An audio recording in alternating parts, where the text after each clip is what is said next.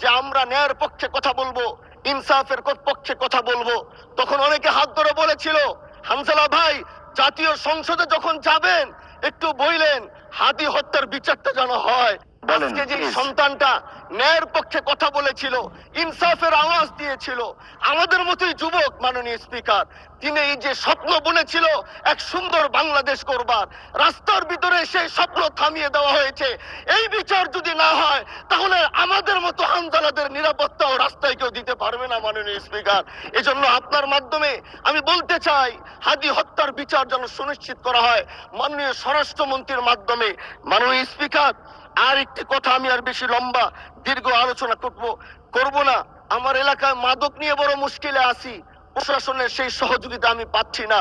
একদিক থেকে আমি নিজে মাদক বিরোধী সংগ্রামে নিজে রাস্তায় নেমে মাদকের বিরুদ্ধে আমি নিজে অভিযান চালিয়েছি। এবার তাদেরকে একদিক থেকে ধরে যখন প্রশাসনের কাছে ইয়াবা সহ গাঁজা সহ দেওয়া হয়, তখন তারা একদিক থেকে আসে কোর্টে চালান করে দেয়। একদিক থেকে গোটা দেশ বলছে এই দেশ মাদক মুক্ত করতে হবে, আর একদিক থেকে যখন তাদেরকে আমরা কোর্টে চালান করছি, 3 দিন থেকে 4 দিনের মাথায় জামিন নিয়ে এলাকায় এসে আবার মাদক ব্যবসা করছে।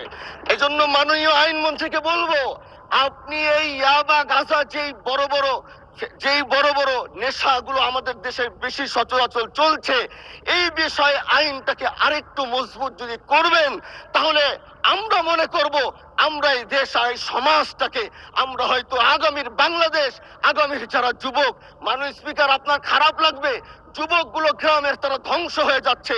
আমাদের চোখের সামনে যখন একজন যুবক ধ্বংস হয়ে যায়, এটা অন্যরা মেনে নিতে পারলেও আমাদের পক্ষে মানা বড় কষ্ট হয়ে যায়।